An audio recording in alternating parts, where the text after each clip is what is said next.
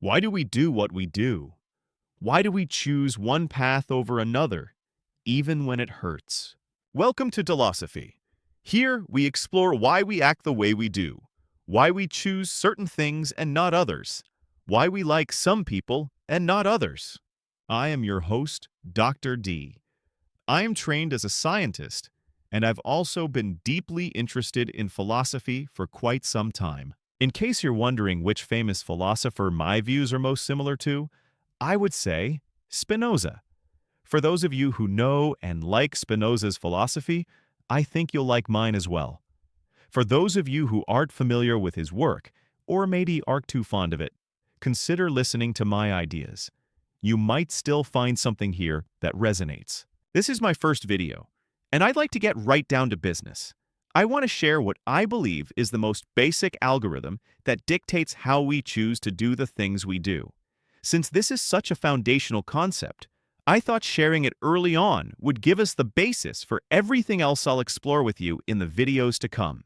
Firstly, human behavior can be split into two types: intentional and unintentional. Now, intentional behavior is what I'm after in this video, because I see it as much more interesting than the unintentional. But, for completeness, I want to briefly touch on unintentional behavior. Unintentional behaviors are reflexes, automatisms, delegated routines, like walking steps after choosing a destination, accidental actions, and all the other things we do without actively thinking about them. Intentional behaviors, on the other hand, are the actions we choose to take after some appraisal, even if brief. In this video, I will concentrate on intentional behaviors. Before we go further, let me ask you a question. Why did you click on this video? In a split second, you thought this would give you more benefit than scrolling past, right? Well, let me give you a one-line algorithm that explains intentional choices, from why you clicked on this video to making life-changing decisions. Here is the algorithm. At any given time, from all the options we are aware of, we choose the one that we think will satisfy us the most. This might seem like not that hard of an algorithm, but like many interesting things, it takes a while to come up with and understand. At least it took me a while to understand it. For those of you who think this is interesting or at least intriguing, let's unpack this algorithm. The first thing I want to point out is that we choose our actions only from those options we are aware of. One could argue that people sometimes regret decisions they've made in the past and think it would have been better if they had chosen something else. But it's very important to ask, did the person even have that other option in mind? Unfortunately, we cannot do something that we are not thinking about doing. We can do something by accident, of course, but that falls into the unintentional behavior discussion. Here, I want to concentrate on what we choose to do intentionally. This brings us to the next part of the statement. What if we choose to do something, we do it, and then something goes wrong, and we regret it? Here we acted intentionally, thinking it would bring us the most satisfaction out of the choices we were aware of at that time.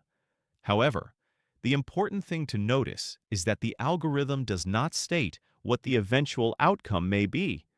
It only says we choose based on what we think will happen, not what will actually happen. Regret in this context could be thought of as the emotional response to a prediction error. It's unfortunate, but we still haven't figured out how to know the future. Another important point, this algorithm describes our choices at any given time. What drives us to act changes from one moment to the next. I don't think there's one single thing that always makes us do everything we do. Some might argue maybe survival instinct drives us to do the things we do all the time. But then, why do people put themselves in danger? Even more convincing, why do some people commit suicide?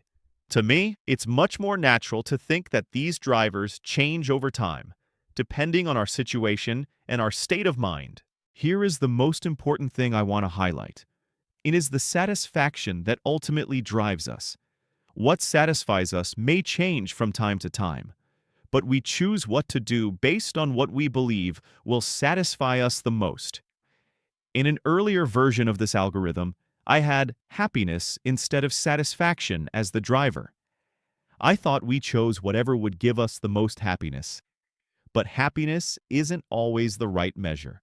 A mother may not feel happiness, knowing she will get hurt to save her child. Yet she can still feel a deep sense of satisfaction because she understands she will protect what matters most. Now, let's talk about satisfaction itself. Although it seems simple, it's understood differently by different people. In this context, satisfaction isn't just pleasure or happiness. It's the feeling we get when an action we take successfully achieves a goal or a want, a fulfillment. It could also be thought of as a relief, a reduction in internal tension, and often an emotional reward. Even actions that involve sacrifice or discomfort can feel satisfying when they fulfill a strong, urgent want. A mother doesn't shield her child from danger because she seeks pain. She does it because the most pressing want, protecting her child, outweighs all others. And by fulfilling that want, even through struggle, satisfaction emerges. Another key point: the options we face each has their own level of satisfaction as we see it at the time of making a choice. Sometimes, one option is clearly positive and the rest negative. It's easy to make a choice in that case. But often, several options have positive satisfaction levels. And sometimes, none of the options are positive. But the algorithm still applies. We always choose the option with the highest satisfaction level, whether positive or negative. Let's look at some real-world situations: altruism and self-sacrifice. Imagine a firefighter running into a burning building, risking pain, but satisfied by saving a life.